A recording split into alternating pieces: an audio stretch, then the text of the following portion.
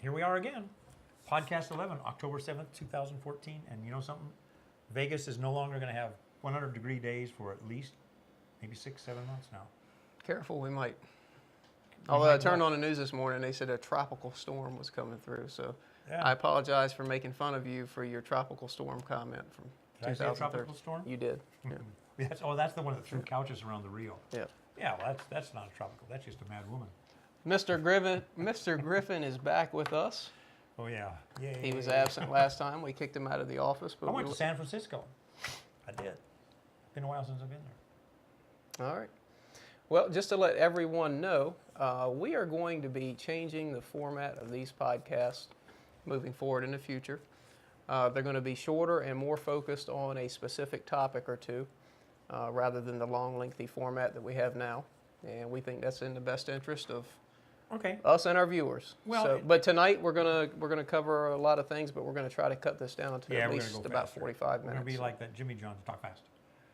And really, Justin is the one that pointed this out. When Tar was around, podcasts have evolved from the Tar, and that was mostly have the professional emphasis, and CSI is more on the amateur side, so we'll be concentrating more on what is our bread and butter and where our interests lie. Even though, I mean, we are not going to be ignoring the pros, because we are one of the few groups that really have an interest in the pros and the amateurs, because we like to be, we think everybody should play together. And there you are. You want to start? Sure. Want me to start? We're going to go through this real quick. Industry news. Some of this is a little bit dated because we were supposed to do this last week, but But Justin was sick. He got sick. He had what'd you say, Justin? A weird strain of Ebola. Ebola. Yeah. Okay. Did you? Cool. But he kicked it. He kicked it with a little bit of scotch. Maker's mark. Jason Shaw wins Turning Stone. Yeah, that was his biggest, I think that's his biggest win. It is, and he came through the loser side, and he played real well against Shane at the at Sandcastle with a challenge match. I mean, he actually, I think, beat Shane the second day, but Shane was far enough ahead on the first day or something. So that was kind of an interesting. But Justin and I, we spotted Shaw 2 years ago at the bar table. We had him come down and do a tar match. Because we could see this guy was going to be he's just firepower. He's exciting to watch. He's fast. He's accurate. He's deadly. And of course that can get you, that kind of playing style can get you in trouble because you get careless. You'll end up punking a shot you got no business punking. But people punk them when they play slow too. So what the hell? Double-edged sword. Yep. But good for Jason. Oh yeah, nice guy. And he just got a baby. He did. Congratulations to him and his significant other. Good man, Mr. Shaw. Yep. Next, this was big news. Darren Appleton and Carl Boyce wins the Beltway World Cup of Pool. That's another one of the matchroom. That's a great win. Yeah, matchroom events. Speaking of matchroom events, I was watching ping pong last night. World Championship of Ping Pong, matchroom. There was what's his name, McDonald, the announcer from Moscone Cup announcing ping pong. And you got to hand it to Mr. Hearn over there in the UK. They do a great job. They got their act together. Yep. And my favorite industry news announcement for the past couple weeks. Yeah. The USA Pool League. That's us. That would be us. Is sponsoring Karen Kors, the coach of the USA team in the WPA Juniors World Championships. Which is in Shanghai. It is in Shanghai. I don't believe they've ever had a coach. You want to correct me? Not really, yeah. And, I became really aware that the juniors need some coaches when I heard about some of the fiascos that were going on. The one I'm referring to was the one that happened in Nicaragua a couple of years ago. And it wasn't anything against the host country or the WPA or anything, but it was one of the teams from overseas, and they bring the parents, and they have coaches, and they got brothers and sisters and aunts and uncles and everybody. But one of the American guys, I'm not sure, but it could have been Nick Tafoya, but I might be wrong on that, was playing one of the Asian kids, and they play like a race to 5, and he was winning 4-1. And the coach, who was probably somebody's parent, and they're speaking in a different language, so you don't know what they're saying, they want to argue with Nick that the balls aren't round. These are brand new airman sets. And it went on and on for 45 minutes, threw the kid, Nick, completely, assuming it was him, and I think it was, threw him completely out of stroke. He ends up losing. He had no way to defend himself. He shouldn't even been in the position where he had to defend himself. He's supposed to sit down, stare off into nowhere land, and let somebody else resolve these issues. And the BEF never had the funding to really have anybody. And some of the people they took down there, it just couldn't handle the situation. And I think, first of all, I think Karen Kors is a sweetheart. She's really a cool person. And I've talked to her off and on over the years. We tried to figure out a way see if CSI could sponsor her when she was playing on the tour. It's just too expensive. There's no reward. But if anybody deserves it, it's her. She is she's the epitome of a professional. She's the sweetest, nicest person, extremely knowledgeable. And this could make a difference. Well, not only that, Karen will put in 150%. That's what I mean. She does. She's so we're excited. We're excited about that. We're tickled. We're really great. And actually, the suggestion for that came from one of our league operators, Roy Pastor, up on the East Coast. Suggested it. We chased it down, and it became a fit. And we're tickled. We're happy. Absolutely. So we're going to talk about a few upcoming CSI events. We're going to go through these fairly quickly. If anybody wants more information on these, please go to playbca.com. All the information will be there. This weekend, October 9 through 12, is the BCAPL Virginia Beach Regional Championships. Q-Master Billiards, Virginia Beach. That's kind of in conjunction with the U.S. Open. It's right before the U.S. Open. So if you're a BCA Pool League member and you're going to the U.S. Open anyway, I suggest you go a little early, play in this event. Sure. It'd be a great opportunity for you. And then keep in mind that Joe Tucker is going to be doing the American Rotation finals in the same, is it the week after? I should have that information, I'm sorry, but and that's we're affiliated with him on that. So, and that's a tremendous thing. And we'll have a podcast just on the American Rotation and American Billiard Club. So. Yep. And then we've got the 17th annual Indiana 8-ball and 9-ball state championships. That's October 9 through 12 and 16 through 19. They break that up into two weekends. That's at John Wayne's. Justin's familiar with John Wayne's. He's from Indianapolis. Indianapolis, nice Indiana. Like 25 tables now. Most of them are diamonds now, Justin. Yeah. Busy joint. Yes, yeah. Then we've got also the 17th annual Western BCA 9-ball championships. That's a big event up in Lincoln City, Oregon. They'll have like 1,200 players. That's October 13 through 19. That's 80 tables. Bad Boys runs that on the CTS system. Then we've got the Tornado Alley BCAPL Regional 8-Ball Championships. That's in Newkirk, Oklahoma. And that's a new event. That's November 9 through 16. But the entry deadline the late fee entry deadline is approaching. So go to our website. Yeah, go to the website. And check out that. Then we've got November 14 through 16. We've got the BCAPL USAPL Colorado Regional 8-Ball Championships. And this year it's in Greenfields. Yeah. Greenfields in Lakewood, Colorado. Just outside of Denver. Yeah, the last couple of years that has been at Antique Billiards in Colorado Springs, Jim Barber's place. And the weekend after that, November 21 through 23, the Florida Regional 8-Ball Championships. That'll be at Trick Shots Metro West in Orlando, Florida. So go to the website, get all the information on those events. A lot of BCA Pool League and USA Pool League events out there. Now the regionals, because I've had a couple of people ask me, the regionals, correct me if I'm wrong, because you guys have been making some changes and stuff, but I'm pretty sure I'm right. If they're regionals, other than the Western BCA, that's a little bit of a unique beast. You also have to be a member of the Western BCA to play in the event. But on the other regionals, if you're a member of the BCA Pool League or the USA Pool League, you can play in the regionals. Usually. Yeah.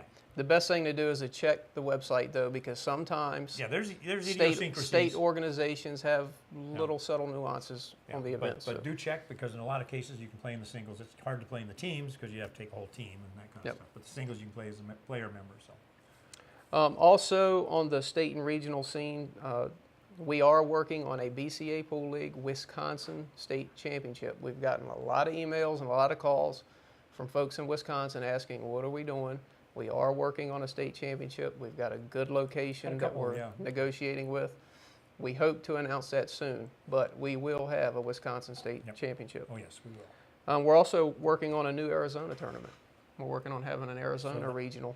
So then the existing Fort McDowell event will not become a Southwest region, be like a state tournament, or just another tournament? No. It'll still be the Southwest regional, but just two tournaments in Arizona. Yeah, that one's been in the working for a while, and it'll be kind of interesting. And it's not in Phoenix, so that would be good for the players. Keep a little more. Now the other event that I do want to spend a couple minutes talking about, we just announced the dates, the flyers out there, everything's posted. You can register. You can register now. It's all set up, and it's a ways off, but I wanted to get this out there. The 2015 U.S. Bar Table Championships. That will be February 16 through 22 of next year. Before you ask, because we've gotten emails on this as well, the U.S. Open One Pocket will not be held there this year. Correct. This is going to be the U.S. Bar Table Championships only. But what a great event. It's going to be at the Grand Sierra Resort and Casino again. Fantastic venue. Great venue. And it's really open to anybody. This is not a league event. Anybody at all can play in this event. And I do want to give a special shout out to a couple of our sponsors. Yep. Do that. OB, they are the official cue of the U.S. Bar Table Championships. And Kamui is the official tip of the U.S. Bar Table Championships. And the Kamui Arena. And the live stream arena will be the Kamui Arena. Right. So thank you to our sponsors, OB and Kamui. And I can't wait to get up there. This is a great event, and evidently people like it because when we've had a couple of years of the matches up, and you go by number of views, and the U.S. Bar Table Championships always have like the highest number of views of almost any event we do. All right. So there's a lot of interest, and this is the top players in the world. One year we had like 6 or 7 world champions in the damn thing. It's amazing. Mm-hmm. And Justin's up there in the tar booth and all that kind of stuff. So, and the venue, I can't say enough about the venue. It's awesome. Oh, it's great. And has developed around us a little bit. You have the U.S. Bar Table Championships. The 4 or 5 days immediately in front of that, you have a tournament in Sacramento, the Chuck Markoulis Invitational. Like 6 days in front of that, you have Jay Helfert's 16-man Invitational in Carson, which is a suburb of L.A. going. So there's 2 or 3 events. We're still trying to schedule this Jay Swanson Memorial because we got moved up by a week, and it kind of took away the Swanee week. So we're negotiating with we're trying to find another venue or a venue, but there's 3 or 4 events, and so it's nonstop pool and the bar table. There's no limit to how many players. It's 10 ball, 9 ball, 8 ball. That's men's and women's. So there's 6 events. They all have second chances. So it's a strong field. I mean, just a no name is not going to win this thing, but you still get a touch of the piece of the pie by playing in the second chances. It's green fees. You can play all night. You can match up. You can get ring games going. You do minis. It's an extremely friendly, player-friendly venue. Yep. I mean, there's sushis there, a sushi bar for $25 all you can eat. Great steakhouse. I mean, yeah, the place is an awesome place. Yep. I mean, it is. It's probably the best venue in the country for running a pool tournament. Agree. So for that one, you can go to either site, but I recommend going to playcsipool.com. You can register online, avoid the late fees, get your room booked, get it all taken care of, and you'll have a great time. And you have a little thing here, want to hold a qualifier. There's plenty of time for rooms to hold qualifiers. The entry fees are $125 or $150. $150 counting the green fees per event. So you could hold a qualifier, and a person could win entry fee and green fees and everything for all 3 events. Yep. And it's an experience. You will get to rub shoulders with the best players in the world. I want to back up for 2 seconds on events going on. The International Challenge of Champions is back a little bit. It's down in San Diego. It's about 400 miles from here, the Harrah's Resort. Appleton, Shane Van Boning, Thorsten Holman, and Dennis Orcuyo are the 4 men, racing to 5. Guy Young Kim, Kelly Fisher, Karen Core, and Allison Fisher are the women. They're playing today. The men are playing today, and the women are playing tomorrow. It's just a made-for-TV short races, as are a lot of these events, like the Beltway World Cup of Pool is a made-for, it's not like the Moscone Cup, however. But anyhow, I just want to throw those in. You got that off your chest? I got it off my chest. All right. All right, a little bit of general discussion. This actually... we led right into that one. This arose on Facebook, but it was interesting. And I couldn't help myself. I made a comment, but I guess we'll talk about it and kick around. Someone on Facebook made a comment, a notable player, about entry deadlines and late fees. And this particular person just couldn't understand why promoters felt the need to have late fees if you signed up beyond a certain point in time. With that, all yours, Mark. Oh, I get the answer. Well, and the gentleman that posted that was referring more to the U.S. Open than anything, is what he actually alluded to later on. And I can see there's a difference between a small room event and, let's say, a national event with 5,000 players. If you don't have green or you don't have late fees, you'll have everybody signing up 2 days before the event. The event will never happen. The logistics would become a nightmare. You wouldn't have the schedules up. You wouldn't be able to do anything, because I don't think people understand the logistics that go into running a multi-evented. We have like 36 events. We have to know how many we have, so when this one starts and this one stops, they bleed into each other, and you dance around Scotch doubles and singles and masters. If you're talking about a little tour with 64 players, yeah, I could understand it. But there should be an incentive for people to sign up early. Of course, somebody says, well, you should just give the people that sign up early a discount. There's no difference, buddy. It's the same. It's the same thing.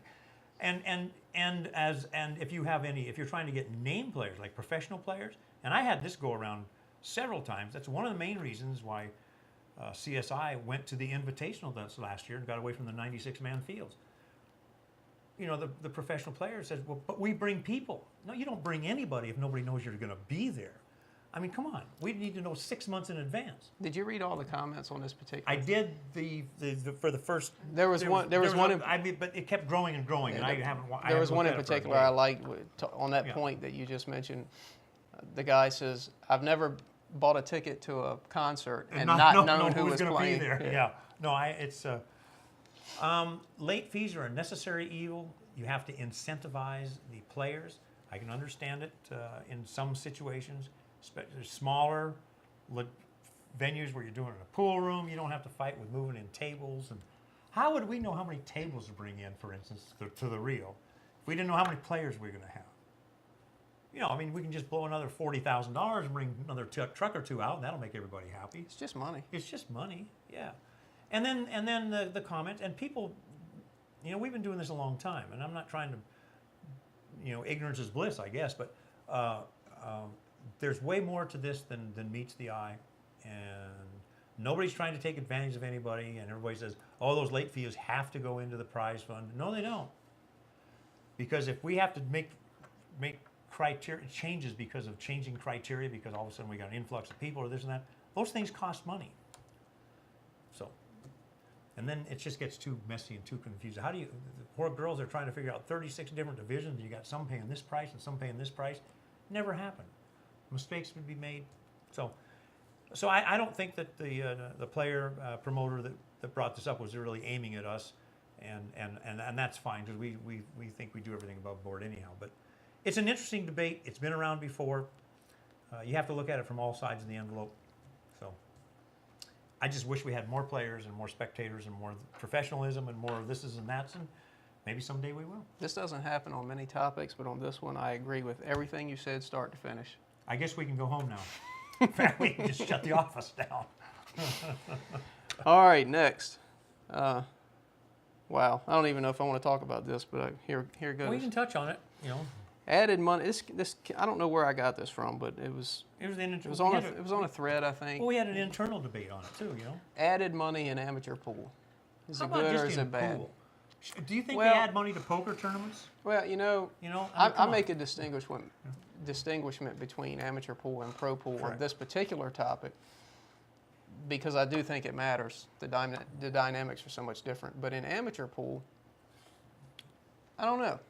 I can see both sides of the coin. Is added money in amateur pool events good or bad? I can make a little response. Go for it. I remember, and Shannon Dalton was the one that did the event. He had 2 events back to back. This is 2-3 years ago. And he had I may be way off on the numbers, but let's say a $6,000 added amateur event and like a $20,000 added another event. It was down in your part of the country. And the amateur event got like 120 people, and the $20,000 added one got 62, like half as many people. And you think, what happened? And a lot of us digested this and looked at it and says, we came up with a solution that too much added money scares the amateurs away. Only the better players. Oh, I can't play in that. All the good players will be there. No, you're supposed to play in it. It doesn't make any difference if it's still a $50 or $100 entry fee. Who cares if there's $10 added or $10 million added? If you get a piece of it, you get a piece of it. But it intimidates the mainstream players.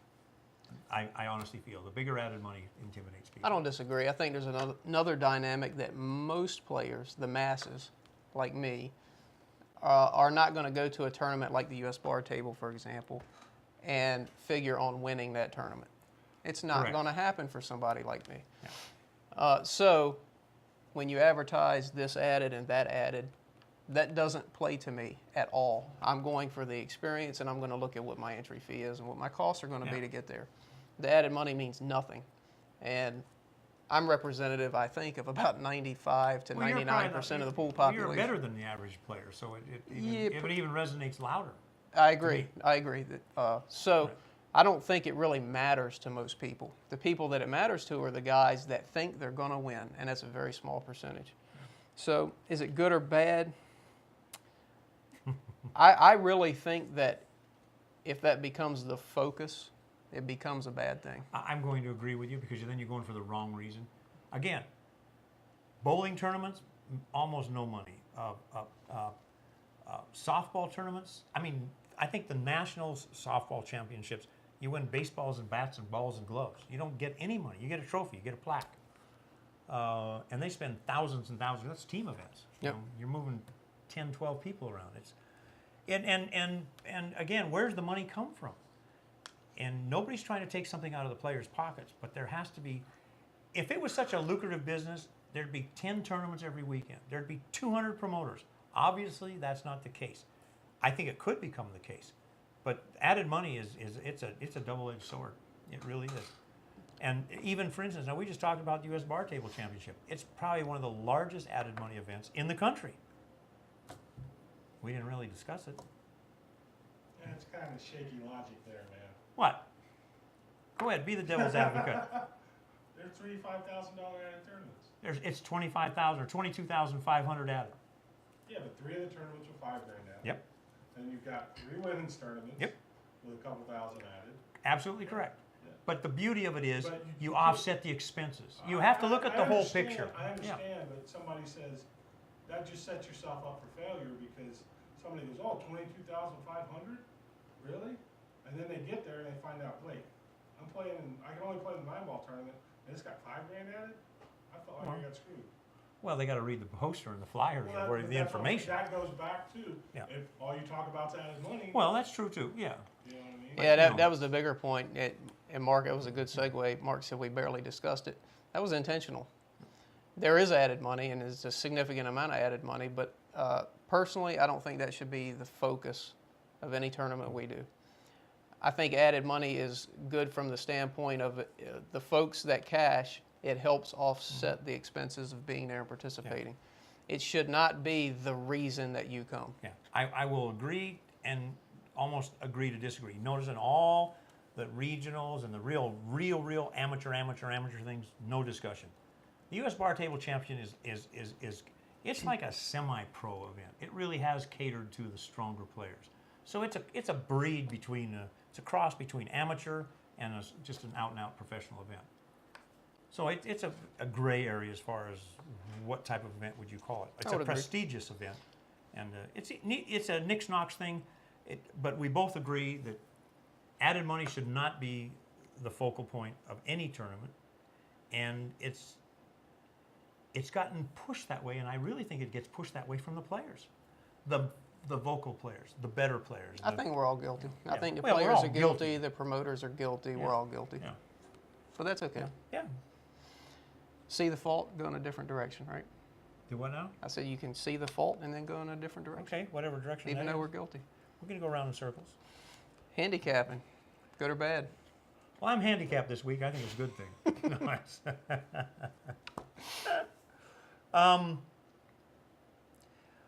When I grew up playing pool, there spots and handicaps. It didn't really exist that much. When you matched up gambling after you had some history, sure, you might give a guy a couple games on the wire or this or that.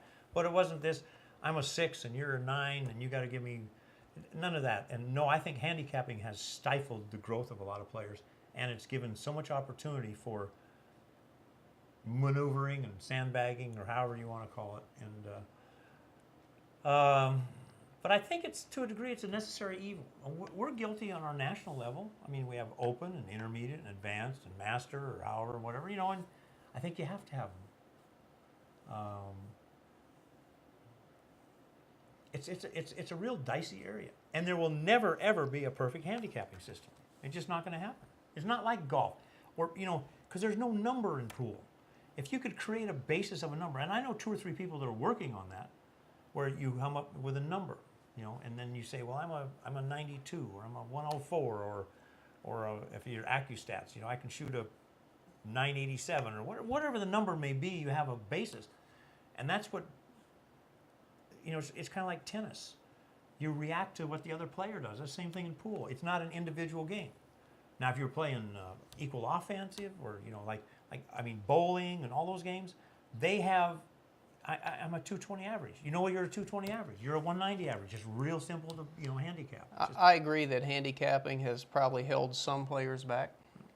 I think it is necessary to develop a system where the playing field gives everybody at least a somewhat fair chance of being competitive, particularly in leagues. Yeah. In leagues, it really matters. I mean, if you're a guy, you're a beginner, you don't want to go out and get slaughtered every week. Yeah. That's not going to be fun. But what drives me nuts... Handicapping doesn't prevent getting slaughtered every week. No, it doesn't, no. And that's the problem. But what drives me nuts about handicapping, and this is just you? Ozzy Reynolds' personal opinion. There's the disclaimer. Is when, like here in Vegas, everything's handicapped. Everything. There's like 2 tournaments a year that's not handicapped in this town. So, but the problem is not really that it's handicapped. I can deal with that. I don't mind giving guys a spot. The problem is how it's handicapped. In this town, everything goes off of a Vegas rating system. And depending on what your level is versus another guy, like on a scale 1 to 11, for some reason they have me at 10.5. So virtually everybody I play, I've got to give them, not games. Games I would be okay with. Yeah. If I got to go to 6 and you got to go to 4, at least it's no, pool. You got to give them wild balls. Yeah, it's the wild 7, 8, and 9, or the call 6 and the wild 7 and the call 8 and the break. No, I've been there.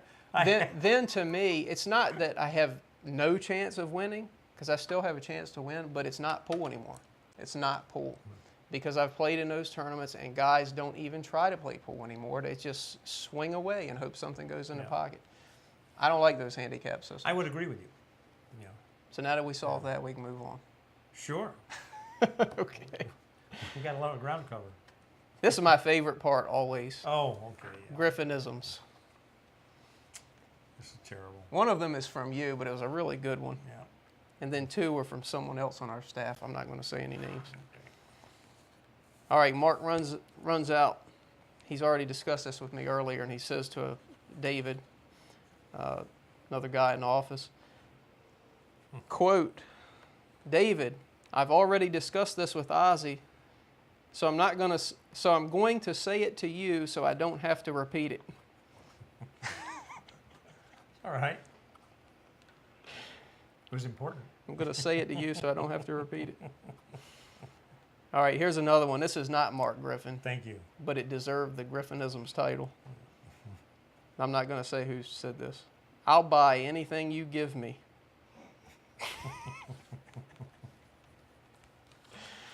You're so easily amused. No, I'm not going to say any names, Stephen Kwan. And then the last one, I got to set this one up. We're at home, and my brother-in-law looks at me and he says, how many weeks are in a year? And I said, 52.14. And I knew that because I've actually did that calculation before, and it stuck in my mind. So he pulls out his phone and he calculates it, and he says, it's 52.14.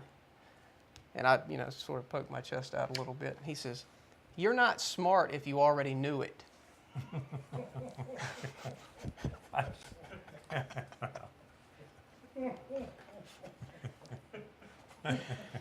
I'm not sure what constitutes smart.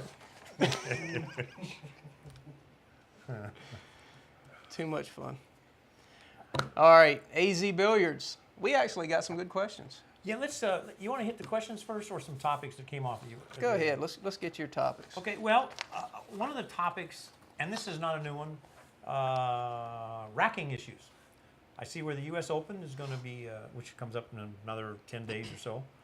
Winter breaks, rack your own, putting the 9 on the spot, breaking from a 9-inch box. And in the post, which is now like 15 pages long, and Jay Helfert's the one that mentioned it, or brought it up because he's the tournament director. the effect, I'm going to just ramble a little bit, but it seems like the effect that the Mosconi Cup is having on American pool or 9-ball in general is overwhelming. And people have to keep remembering that the Mosconi Cup is a made-for-TV, short, explosive, not supposed to be a pool tournament type of event. The U.S. Open is supposed to be the most prestigious event, and I think they need, my personal opinion, people need to quit screwing with the game of 9-ball. 9-ball is 9-ball. If you don't like the way the rules of the game, play 10-ball. You know, I mean, this putting the 9 on the spot and doing this and doing that, it's not 9-ball anymore. I'll be the first to admit that I think that 9-ball is a broken game at the highest level. But yet, by the same token, and Corey Deuel's responsible for changing the break more than everybody because he's just a little twisted and he figures these things out, and more power to him.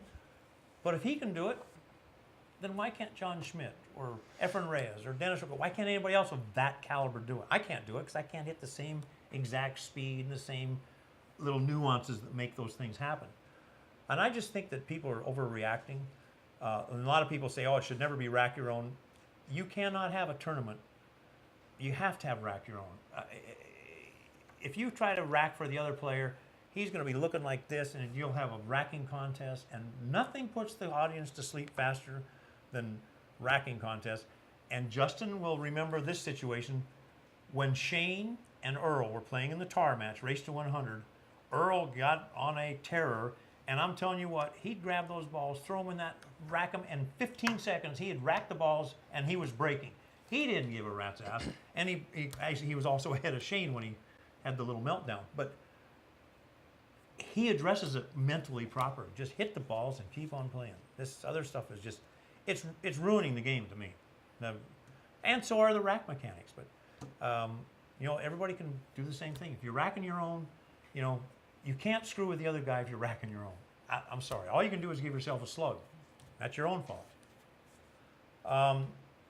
Paul Schofield, who I respect tremendously, he gets ridiculed a lot because he's a pretty unique thinker on no conflict and everything else. He has a thread on where this might not be the right answer because it hasn't really been tested. I have never met Paul Schofield. I know a lot of people that have. The guy used to be a super strong player, runs a great room, has a lot of events. And just because he has a different opinion, that doesn't make him wrong. One other thing I want to just mention is Hal Houle passed away. A lot of people knew of him. He was 80 some odd years old. One of the most fascinating people. He's the one that created a lot of the aiming topics indirectly at Daisy Billiards. Dave Siegel, Spider Dave, got to know him really well. I'm the one that introduced or got Dave to contact Hal. And I went to see Hal in San Francisco like 10 or 12 years ago with John Kuchar from here. The guy was amazing. But it was stuff, I just wasn't there. I couldn't grasp what he was saying. And it was just really amazing. And I wish somebody could write a book on him. One of the most amazing people I've ever met. A retirement project for you. Oh, I don't need that. No. So, that's it for right now. I just wanted to hit on some of the things that I think are pertinent topics, and particularly Hal. Hal gave 40 years of his life, never charged a person a dime, would go out of his way. He would teach you over the phone. I mean, he's got hundreds and hundreds and hundreds of people, and everybody thought he was a crackpot, and he wasn't. He was just a little different. Next. AZ Billiards questions. We got some good ones. Wedge, friend And of... you know him. I do know him. Great guy from Maryland. Pretty vocal on a couple issues on the internet this week. Mm-hmm. Which You know what? He's a thoughtful guy, so I don't mind reading his comments. Okay. He says, I think any player chopping the prize money in the finals or earlier should be barred by the individual promoters from any future events they're having. Chopping negatively affects Calcuttas and live streams as well as the integrity of our sport in general. Your thoughts? You asking me? I'll agree 95%. Okay. And when you're talking about a major tournament, I agree 110%. Where I'm agreeing is you're playing in your pool hall and it's 3:30 in the morning because everybody's been playing slow, and you got to be at work at 7 in the morning. Let's not play the finals. That's a whole different. Puts in a different category. But for anything that's what I would call a professional tournament or anything that has any weight, absolutely. And the reason I was hinting at Wedge's comments because he made a few comments on the 1990 Challenge of Champions in one of the threads just recently. But yeah, and it's a shame because the pool of pool players has been tainted. So, for instance, Efren and Bustamante, and which we didn't mention in that huge one pocket tournament thing they just had, the $10,000 entry fee. And I think Efren, the guy is still the magician, 60 years old, smokes them all. But he and Bustamante ended up in the finals, and I think Busty beat him the first set, and then Efren wins the second set, 7-1, and they chopped it. Why do you say something like that? Why do people say something like that? You just want to be a bearer of bad news? How the hell do you know if they chop? How do you know anything? So you don't know what you're talking about. Keep your damn mouth shut. That's my attitude on it. Doesn't help a bit. Should they call you? Should they call you? To what? Should they call you though? If they want to talk? I mean, you always say, just if you want the facts, call you. Well, yeah, but I don't know the facts. I don't know if they chop. I don't care. I mean, I do care. Just because slow down before I have to pull out that F-pot that's back there. No, it's upsetting when people think they're being cool and dropping these rumors, and they just, like the guy that says, well, I heard the U.S. Open, this is going to be the last year for the U.S. Open. And Barry got on and said, what are you, an idiot? I'm already making plans for the 40th. Where do people come up with this stuff? They just open mouth, But anyhow, getting back point on point, I believe that any kind of chopping or any kind of doing business is unethical. I think golfers gotten some big heat over that, didn't they? A couple of years ago, they were doing that, and they got wind of it, and they basically fined a bunch of people and says, you will not do that anymore. I'll defer to you. I don't watch golf. Well, I don't either. I read it on Easy Billiards. And if it's on the internet, it's got to be true. T. Duncan, will the Tiger Challenge be available anytime soon for purchase or viewing? It will be available soon for free on the CSI YouTube channel. Okay. We'll make an announcement when that's up. While we're talking about matches, there's a couple people have asked a couple times about last year's, that's 2013, 10-ball finals between Rodney and Dennis. That is a corrupted, Justin can lend some daylight on that. The hard drive broke or something, and when it breaks, it takes the whole thing rather than portions or something. He's micing up. He's getting serious now. He's going to get serious. All right, you guys, here's how it is. Check. Okay, there we go. No, what happened on that was the end of the tournament. Yep. That was obviously, the finals.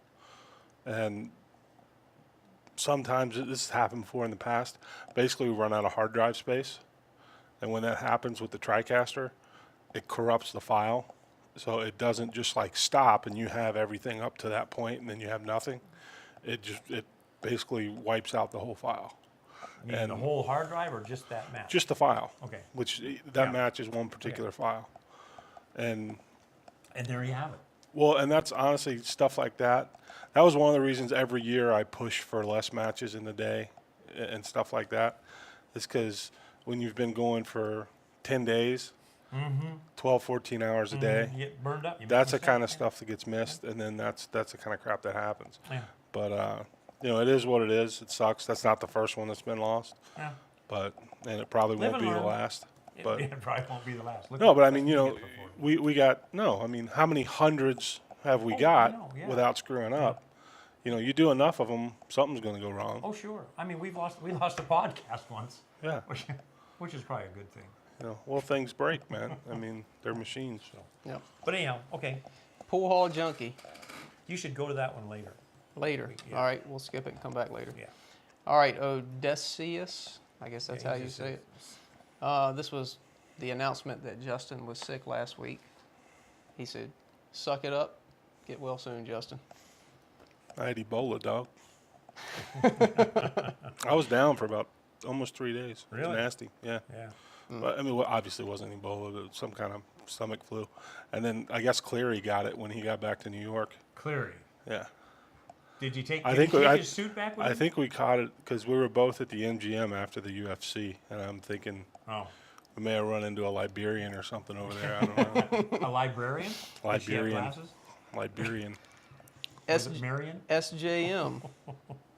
A good topic might be the U.S. Open experiment of limiting the field to 128 this year, whether that's a good idea or not.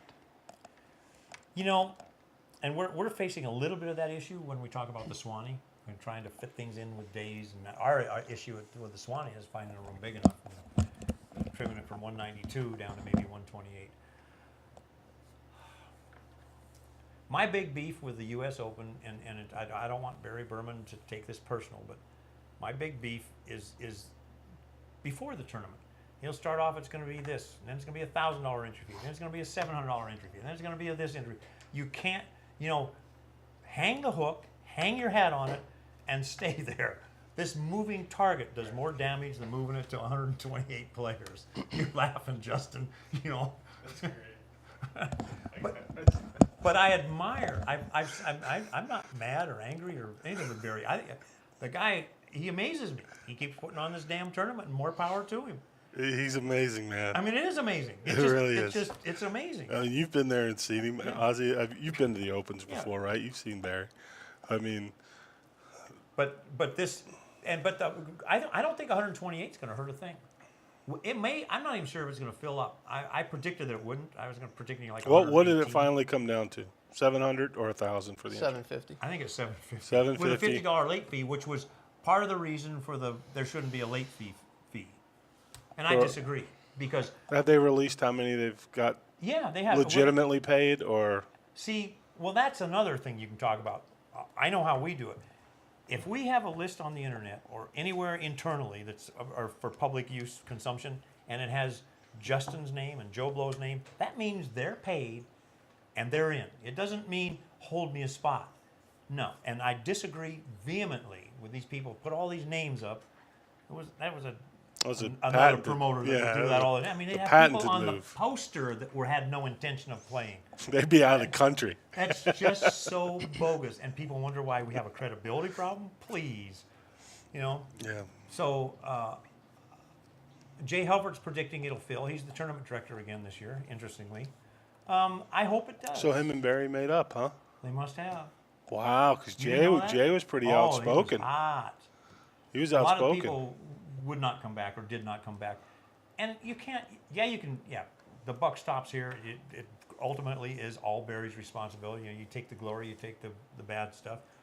But there's a lot of things out of people's controls, and that can tell you how tough running a big pool tournament can be. The expenses are overwhelming, especially you got to bring in tables and bleachers and chairs. And it's just, nobody in their right mind would do it. Which I guess that says a lot. Ronnie Wiseman told me something one time that has always stuck with me. Oh, yeah? And that was, he said, in this game, you got to have a short memory. Yeah, that's an interesting, you got to have a short memory. Now, he's getting ready to match up with Mr. Scott for some interesting one pocket. I guess some of the one pocket is this last tournament, especially the after hours action between Scott and Efren was just off the charts great. So I'm glad to see those things. That's a new trend in pool, these high dollar entry tournaments. It's awesome. It's good and bad, but it's good. First, it gets the backers back into the game, because that's one reason why Tar struggled. All the backers went bust. But look at where we were. 08, the economy was the worst it's ever been. In 09 and on going forward. But it's interesting. I'm not going to say it's good or bad. Well, I think it's great. It will not sustain itself. Sure it will. No. Yeah, it's good. Well, no, it's good. Because the alternative is there would be nothing. And that's why it's good. But right. I don't think it's sustainable. I just don't think it is. You can't. How many 6,000 are? It's more sustainable than $25,000 added tournaments. You know what? I'm probably going to agree with you. Yeah, I was getting ready to say that's. I was going to. That's exactly what I was going to say. It's more sustainable than added money tournaments. Yeah. Of any consequence. The only way you can have an added money tournament anymore now, really, in all honesty, is in the pool halls. And then you've got the thing that. Boy, you guys got 8 tables, and 6 of them are this tight, and 2 of them are that tight, and they're this brand and that brand. They don't play consistent. You get all kinds of inequities on the equipment, and that defeats the purpose. So it's a pretty touchy little situation. So. CB Jones, I like this one. He said, I would like to hear more about the USA Pool League. What is the format for local league night? Do you need to qualify for a national event to participate? What are the expansion plans? How can we get one in our area? Well, number one, with our new format, we'll devote one of the immediate shows strictly to a USA Pool League educational. We'll do a podcast specifically on the USA Pool League, but to give you a 10,000-foot view, it's a match play format. Your team plays another team, you play another player on the other team, a race, and you each race to your handicap. The handicaps go from 30 to 125. Each game is worth 14 points. When you get to your rating, it's over. Yeah. And whoever wins the last game. Over 70% of the matches, and there's like, we didn't develop the system. It's been around for close to 20 years. Million score sheet, some crazy number. Over 70% are hill matches. And that's because of some of the little cute things that are done. I mean, whoever wins the last game, for instance. Do you need to qualify for the national event? Do you need to qualify for the national event to participate? No, you can participate in the USA Pool League National Championships even if you don't qualify through your local league. However, most teams that come out do qualify through their local league. It's more of a qualifying situation. But you don't have to. Yeah. Expansion plans, how do we get one in our area? That's real simple. Just call us. 702-719-7665 or 866-USA-POOL. Yeah. Give us a call. We'll hook you up. Yeah, and we are in the expansion program. It's actually a pretty neat little system, and it's pretty aggressive in some areas. It's really convincing a lot of the other league players that this is the best way to go. Next, love the screen name. I wish I could have taken this one. Southern Drawl. Is that draw or drawl? It's drawl. There's an L on the end of it? You can't even say it, Yep. let alone spell it. Do you This like is actually, grits too? Yeah. No, I don't like grits. Actually, this was kind of a long post. I'm not going to read it all. But essentially what the guy was saying, in my mind, was validating something that I said a while back was most players, not the high caliber ones, but most players prefer tables that don't play super tight. They want tables that a little bit bigger pocket, play a little bit looser so that they can have more fun. And that's what it's about. Most players on 7-foot tables. And this comment sort of validates that. He runs through a scenario in his hometown where there were 3 pool rooms. 2 of them had great equipment, tight equipment. They closed down. The one that was left was the one that had big bucket pockets, and they're still thriving and doing very well. But most of these tables were 9-foot tables.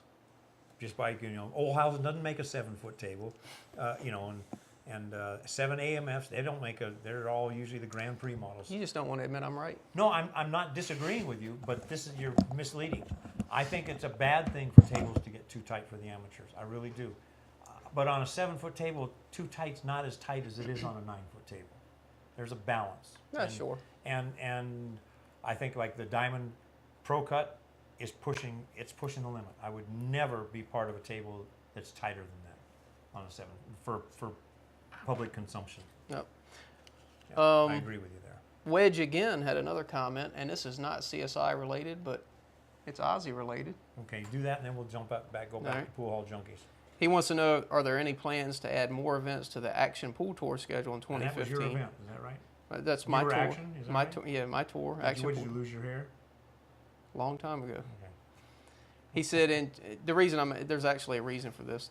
In 2014, there were 9 events plus a season finale, 10 events. All events I attended had 60 to 70 players. Have you considered bi-monthly tournaments or something close? Because it seems like the interest would be there to support it. That's interesting because in previous years, we had a lot more tournaments. We had 12, 14. I think we even had 16 tournaments one year. Really? But what I saw was the turnout went from 60 to 70, and it started being 40s and 50s. Burn them up. You overfish a small pond. So I intentionally, in 2014, cut back to 10 events with a summer break. And all indications are that was a good move. It works. Turnouts are better. With these small tournaments, 40 to 50 players makes it tough to break even, quite honestly. 60 to 70, we cover cost, make some pocket change, and we move on. I had a huge debate on AZ Billiards with a fairly well-known, influential financial guy from New York. Who? Pardon? Who? Randy Goldwater. Okay.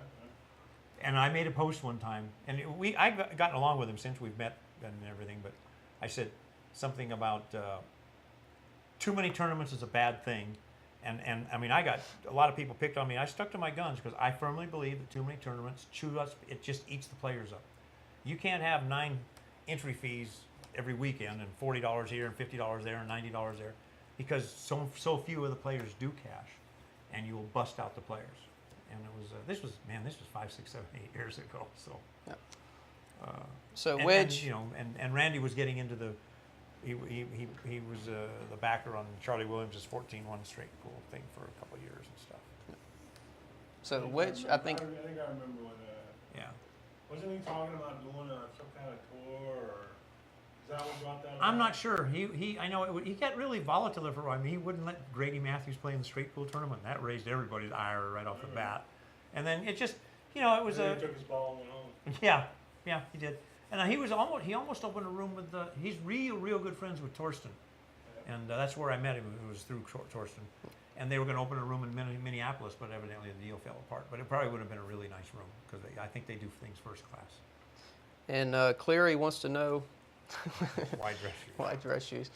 Why not? Andrew Cleary has an issue with dress codes at pool tournaments, and I will give him credit. He stays on message. I'd call it more of a crusade, Well, a jihad, if He you told will. he told me at the Nationals. He said, "I'm going to make it my life's mission to get rid of dress codes at pool tournaments."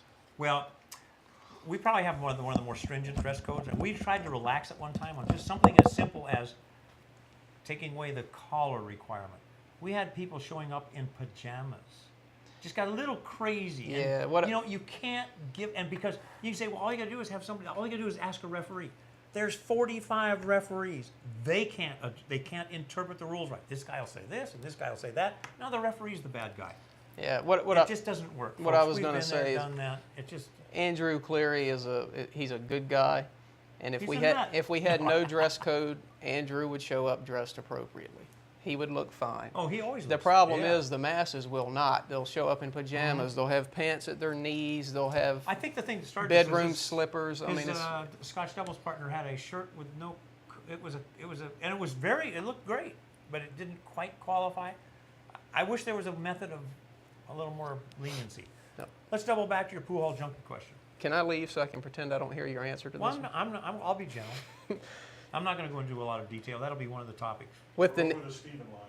Are we? No, we're not. Stephen we're not line? at 45 minutes yet. 52 minutes. 52 minutes, We make it started quick. early. Will the need for a national tour to ensure not only men's pool but women's pool as well has a sustainable future? Has there been any attempt at a legitimate sit-down and/or conversation with the other major league entities to try to work together to form such a tour? You want me to answer this one? You answer it first. Yeah, you start, and then I'll add some color to it. Well, I think there's two separate things there. One is debatable. The assertion in this comment was that we need to have a national tour for I would men's ignore pool. that part of the aspect. I Yeah, don't think I that's mean, the question. That's debatable. But Yeah. the larger question is, can these organizations, these different league organizations, we're just one of them, can we all work together to march toward a common goal? I'd like to think so. However, history says that most of these organizations just simply don't want to. Yeah. And for some things, it could serve a great purpose. It's the way Being it able to should work, be. being able to work together can, we can be competitors and work together on some issues. Lots of companies do that all the time. But unfortunately, that just doesn't seem to have ever happened. Well, you know what? That's already in place. It's been in place for a long time. It's called the BCA. They just stopped doing their job about 40 years ago. Yeah, you're right to a degree. But they didn't have they used to own the league we own, but I think they couldn't corral everybody together. I think Well- the question is, why doesn't the BCA and the APA and the ACS and TAB, and why don't we work together? Well, hey, look at I this. could say it real simply, but a couple of them just absolutely refuse to be fair or sit down with anybody. Well, look, It's the just self-centered. idea that the APA and Valley and you are all going to pool their money and have a league or a tour, it's crazy. It makes no sense. But what would make sense, the automotive company tobacco companies. They all work together. Everyone Lobbying they have a group that has their common interest at heart, and it promotes that interest. and that's the way it should be. Right. And like I said, we have that. It's just dysfunctional. Yeah. Well, if you look at it in that respect, but I'm looking at it a little bit more down in the dirt a little bit, where the main league groups should be able to work together for the betterment of the sport. Unfortunately, we have put out a couple of olive branches, and my experience with the other leagues is they just don't they're not upfront and honest. They won't follow through. Their goal is to crush the other leagues, or to not even talk to the other leagues, or bully and blackmail the other leagues. And all that is banging your head against the wall along with everybody else's. You're damaging the integrity of the sport. And that's going to also be one of the topics we'll have. And, because it's really unfortunate, because this is one of the few sports that is so fractured and it's unnecessary. Would we participate with almost anybody else out there? Absolutely. You will need a referee, because there's a couple of people out there that but I'll shut up and. Yeah, but I mean, over the years, almost always, whenever there's been even an inkling of let's do something together, it usually comes down to you pay for it and do most of the work, and then we'll put our name on it too. Yeah, there's a lot of that too. And we get some of the money. Yeah, it's pretty bizarre. Anyhow, we are under an hour. We said we'd be under an hour, so I appreciate that. I think it's a grand idea. But I'm looking forward to the new format, and Justin's the one that came up with the idea. Let's instead of doing the big shotgun broad brush approach, let's get it down to the nitty gritty, and that way we have, as he says, a promotional piece. We can talk about the U.S. Bar Table Championship. If you want any information, we just send you the link. Boom, there it is. Well, the other thing too, instead of having to move on past something to get to something else, it allows you to really go. You can spend 30 minutes talking about something. You can cover a lot of ground if it's one topic. Yeah. So I think it'll be interesting to see how it works. Well, and it's time that we actually make these podcasts a little more self-serving. Yeah. To promote our product. I mean, we do recognize that there's professional players out there, and they deserve recognition, and rightfully so. The game is what it's all about. It's supposed to be about the game, and that's one thing we didn't talk about. And I'm just going to answer the question, but you don't have to answer it. We need to discuss, or should we, or whatever. What are we going to do for our nationals next year for the professional event? Do you want to bring back the invitational? I'm going to swing for the fences as hard as I can you're going to ruin it. You're going to ruin it. To not do what we did last year. That format's... Don't tell everybody what your idea is. Yeah. You know what I'm going to be rooting for. I'm not going to tell, but... we are going to have the Ralph clause in the contract next year. I'm not saying no names. I'm just saying... I had to get it in there. Just had to get it in there. You had to. Don't you have to go to San Francisco? All right, that's it for tonight. Good night. Thank you. We'll be back in 2 weeks. And remember, everybody, if you already know it, you're not smart. Good night. That's great.